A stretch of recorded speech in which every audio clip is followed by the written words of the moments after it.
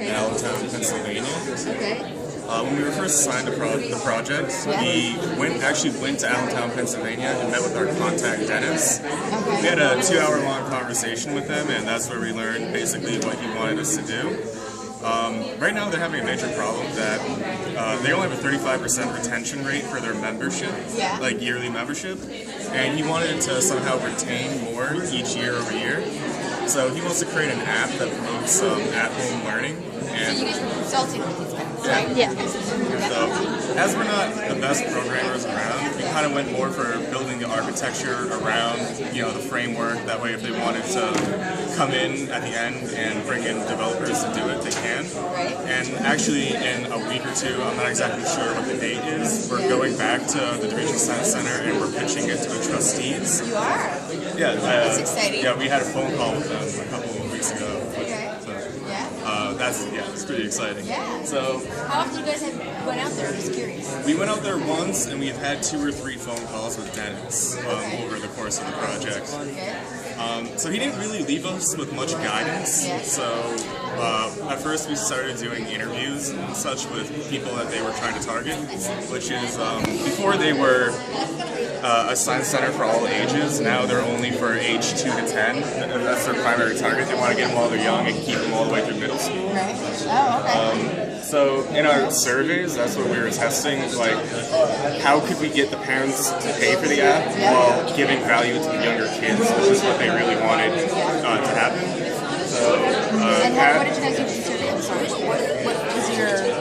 Rana and I were the ones that were in charge of surveys, and primarily she has a sister, I believe, that works at a daycare center.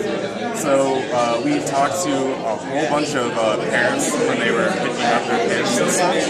And on top of that, in my neighborhood, I live in like a development, 50 houses around. A lot of them have younger kids. I talked to them also.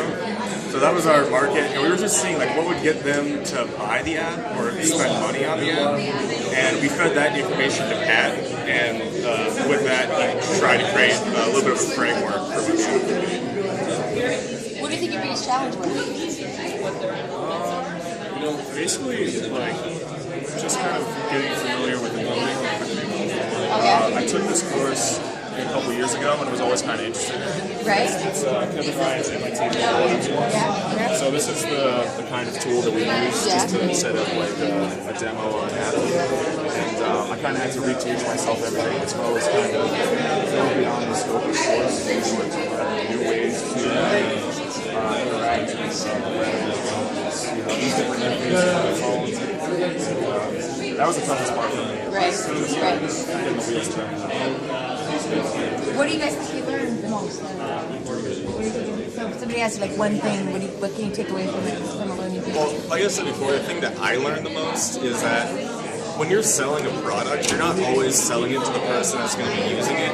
So you really have to learn how to bridge the gap to get their money, but while making it so your actual target market will buy it. For me, that was one of the things. Yeah. You guys feel the same way? Yeah. Honestly, because obviously kids are using it, but the parents are buying it. So. Right. Like some parents might not want their kids on this phone. Right. I think something I learned was that coding is much harder than you think. Like, we are restricted with what we have learned. Right. And that there's so much more that we can do with actual programming skills. So that was something very important. Now, how for are you us. guys setting up for Wednesday? I mean, we're gonna have that's great. I love we're gonna that. have this board. Then we're gonna have a smaller board with some stuff that we forgot to put in. Because that's already glued in. We had to get an entire new board. It's like a clear message. It's like who we are, like what we did, and then like kind of like what's like moving forward. Like if we could actually get someone to invest in creating the app and be like to have like the architecture of what we want them to do. Right. Kind of like so, just like if we were like, define like what we did, what we want to do moving forward. We'll have the computer set up, so if you want to see the code, we'll have tablets set up. That way, if you want to try out the app, because there are a few games on it if you just want to browse it. Oh, there is? Good. Okay. There are 2 basic games that we've coded. So, Good, you did good. Yeah. Great. Okay. And I believe right now we'll be printing out some brochures Okay. Good. just for general I like it. information. Now, you guys do each have like a part you can address or speak to, or because I know judges will want to make sure that everybody sort of has whatever something. Yeah. Good. I like it. Good job, guys. I'll ask more questions Wednesday, but I Yep. this is great. Thank you. Very good. Very nice. You gotta like send it on Yeah. each part.